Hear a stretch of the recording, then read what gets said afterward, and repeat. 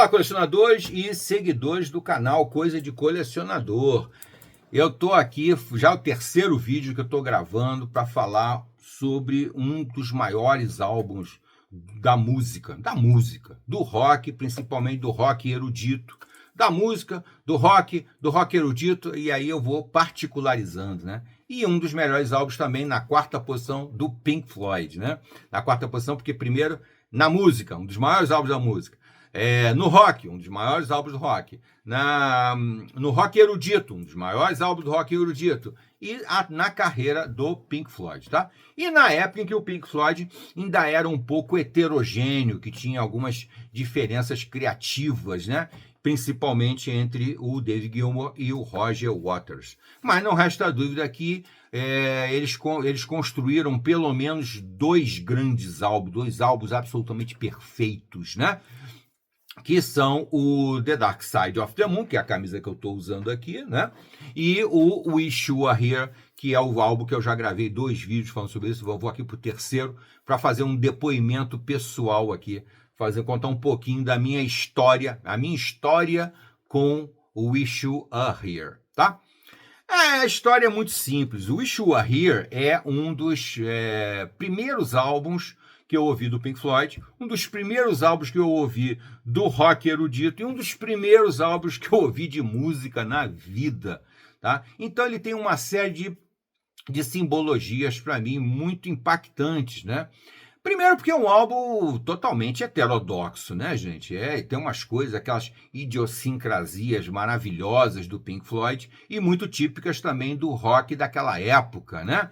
Que o cara gravava com a música com um arroto no meio, ou com um grito, ou com coisas assim. E o Pink Floyd era meio mestre nisso, né?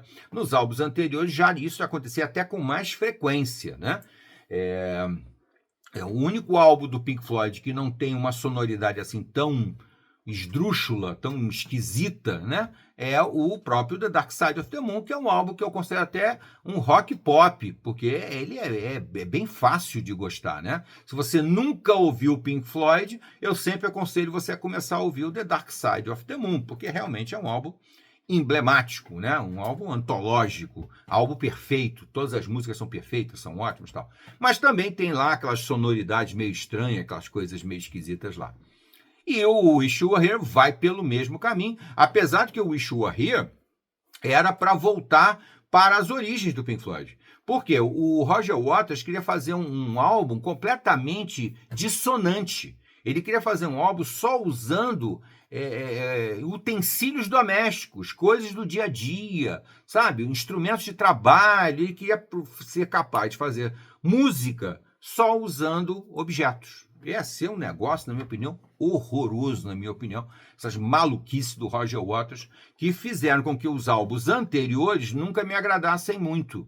Né? Os 3 primeiros álbuns, ou os 4 primeiros álbuns do Pink Floyd, eu detesto. Até o tal do Uma Guma. Detesto aquele álbum, acho aquele álbum horroroso.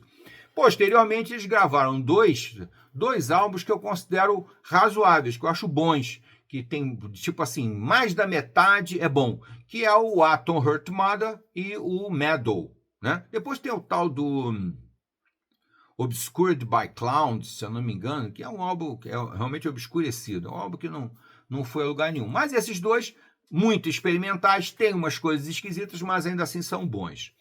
Aí vem o The Dark Side of the Moon, que é um ponto fora da curva, é absolutamente sensacional. Mas depois ele já tinha recuperado, já tinha guardado, colecionado uma série de sonoridades. Roger Waters decidiu que ia fazer um álbum só desse jeito. Só que alguém disse, não, aí também não vão por esse caminho não.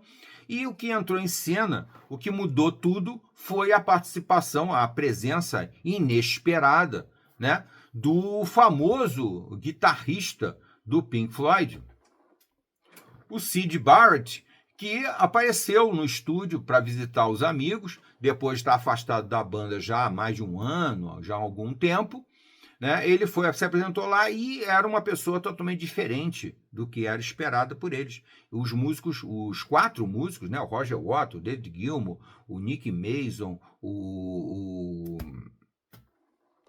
Richard Wright, nenhum deles foi capaz de reconhecer o Syd Barrett na hora que ele chegou lá, e aquilo impactou muito eles, porque eles viram uma pessoa completamente destruída pelas drogas, né?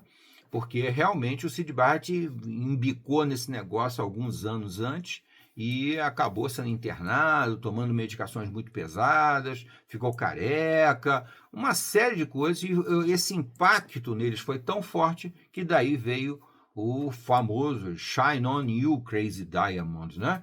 Que é a música maior, é a sinfonia, né? Esse álbum ele tem uma verdadeira sinfonia, que é Shine On You, Crazy Diamonds, né? Que é dividida em duas partes. A parte de 1 a 5 abre o álbum, depois eles incluíram aí o Welcome to the Machine, o Have a Cigar, o Wish You Were Here, que é a outra música que também é homenagem ao Syd Barrett, né? E o Shine On You Crazy Diamond, parte 6, a parte 9 vem no final do LP original. Então isso foi muito impactante para eles, deixou muito gravado. Então esse álbum é certamente uma grande homenagem, né? Um desagravo ao Syd Barrett, né? Com certeza ele é. E aí é que entra aquela coisa muito curiosa, né? Muito curiosa, aí um depoimento pessoal meu. Eu tenho com esse álbum, de certa forma, a mesma dramaticidade, a mesma recordação dramática de um grande amigo meu, que infelizmente já está falecido, morreu muito jovem, e também porque cometeu erros muito graves na vida, né? Realmente era um cara muito talentoso, né? Não era músico, né? Não é como o Syd Barrett, que era músico, compositor, aquela coisa toda. Mas escolhas erradas numa pessoa talentosa, né? O Syd Barrett era isso, era um cara talentoso, mas que fez escolhas pessoais totalmente erradas e acabou entrando na furada. E eu tenho um grande amigo, que foi meu primeiro grande amigo, lá do final do ensino fundamental, né? Primeiro grande amigo. E ele, que era um cara talentoso, um economista, um professor, mas que na vida pessoal, infelizmente, só fez bobagens, fez muitas bobagens mesmo. E acabou muito mal, acabou com a glicose. A glicose foi que acabou matando ele, né? Mas já estava com Alzheimer. Eu acho que o Alzheimer dele se manifestou. Ele tinha 50 anos, ou um pouco, talvez até menos, começou a se manifestar o Alzheimer, mas muito decorrente da vida errada que ele levou. Não vou entrar em todos os detalhes daqui, porque senão isso aqui vai virar um grande dramalhão. E não é esse o objetivo.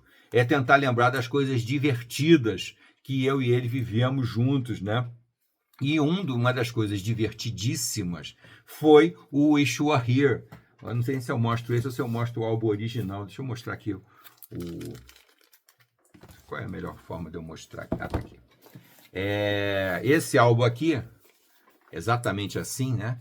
Esse meu amigo foi a primeira pessoa a comprar esse álbum, né? Ele era um grande fã do Pink Floyd. Ele tinha, se eu não me engano, o famoso disco da vaca, né? O Atom Heart Mother. Ele tinha, se eu não me engano, o Meadow, e tinha o Dark Side of the Moon, né? Os anteriores bons, os anteriores muito bons. Tem coisas mais antigas, mas não valem a pena. E ele comprou esse aqui logo assim que saiu, porque, né? Por causa dele, eu me tornei um grande fã do Pink Floyd. Isso é talvez assim, a primeira marca de amizade entre mim e ele foi o fato de nós dois gostarmos demais do Pink Floyd, e quem me apresentou o Pink Floyd foi ele. E talvez o primeiro álbum que eu tenha ouvido com ele tenha sido exatamente o Wish You Were Here. E por uma curiosidade muito engraçada, por quê? Vocês sabem, quem já ouviu o Wish You Were Here sabe muito bem que o lado 1, né, tem aqueles sons, às vezes um pouco eletrônicos e tal, mas é um lado extremamente melódico, é uma verdadeira sinfonia, né? É o Shine On You Crazy Diamond, parte 1 a parte 5. Tá, muito bem. Quando entra no lado 2 do LP, você começa com o Have a Cigar, que é uma música realmente com uma letra bem interessante, bem típica dos anos 70, e no final da música, a música faz uma coisa esquisitíssima. Ela faz um som eletrônico, tipo se fosse uma coisa se encolhendo, e o som desaparece. E começa a tocar bem baixinho, mas bem baixinho, uns acordezinhos que vão associar a música seguinte, que é a famosa Wish You Were Here, né? Wish You Were Here, que é outra homenagem, e que eu também deixo aqui como homenagem ao meu amigo. Wish You Were Here, né? Que entra assim. E esse meu amigo, quando comprou o álbum e ouviu, ele achou que estava com defeito. Não, tá com defeito, tá com problema, tal. E levou na loja para trocar. Tal. O vendedor, não entendia nada de música, muito menos de rock erudito. Trocou para ele, tal, tá bom, leva, tal, não sei o que. Ele levou para casa, botou para tocar e era a mesma coisa. Aí ele se tocou, não, isso é mais uma daquelas esquizofrenias típicas do Pink Floyd, e veio me contar isso no colégio, achando muito engraçado, e já com o disco debaixo do braço. Olha, toca você também, toca lá no teu toca-discos, para ver se o teu toca diferente, né? Porque no meu, já botei 2 e o toque é o mesmo, tal. E eu levei para casa. E fui ouvir esse álbum extraordinário que me capturou logo no primeiro momento, e com aquelas curiosidades interessantes, né? Num primeiro momento, uma música te chama mais atenção do que outra. Num segundo momento, já é outra que chama. E aí vai assim, eternamente, você vai ouvindo o álbum, e cada vez que você ouve o álbum de novo, você curte de novo uma experiência nova. É uma coisa muito doida mesmo. E por isso eu gosto tanto dessas edições modernas que eu estou mostrando aqui para vocês.